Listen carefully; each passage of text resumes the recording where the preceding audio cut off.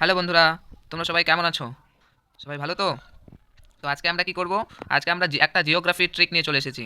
তো এখানে কি বলেছে, একটা কোশ্চেন রয়েছে। কোশ্চেনটাতে কি রয়েছে যে কর্কটক্রান্তি রেখা ভারতের কোন কোন রাজ্যের উপর দিয়ে গেছে। তো এই এতগুলো রাজ্যের উপর দিয়ে আমাদের কর্কটক্রান্তি রেখা গেছে। তো এতগুলোকে তো সবসময় মনে রাখা সম্ভব না।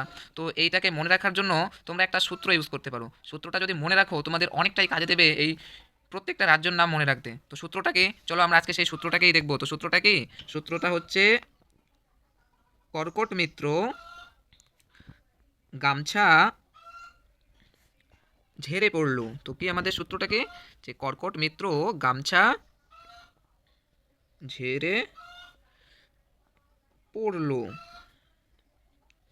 তো আমাদের দেখো এই সূত্রটাকেই তোমাদের একটু যদি তোমরা মন দিয়ে মনে রাখো তাহলেই তোমাদের এই প্রত্যেকটা রাজ্যের নাম মনে থাকবে। কেমন করে মনে থাকবে? তো এখানে কি বলেছে, কর্কট মিত্র, তাই তো?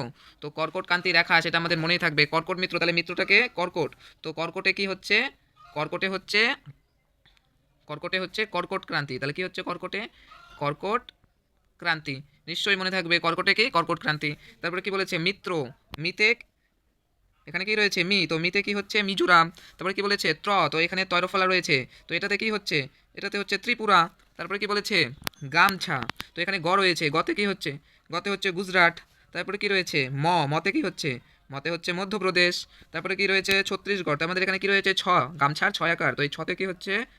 ছত্তিশগড়। তারপরে কি রয়েছে ঝেড়ে, তাই তো? এখানে কি রয়েছে? ঝেড়ে পড়লো। তো ঝতে কি হচ্ছে আমাদের? মনে রাখতে হবে ঝতে হচ্ছে ঝাড়খণ্ড, তাই তো? তারপরে কি পড়লো, তো পতে কি হচ্ছে? পতে হচ্ছে আমাদের পশ্চিমবঙ্গ। তারপরে দেখো পড়লোর কি রয়েছে? বৈষ্ণেরও। তো এই বৈষ্ণেরোতে আমাদের কি হচ্ছে? রাজস্থান। আশা করি তোমরা সবাই এই সূত্রটা মনে রাখতে পারবে। তো ভিডিওটা কেমন লাগলো আমাকে কমেন্ট করে জানাবা নিশ্চয়ই।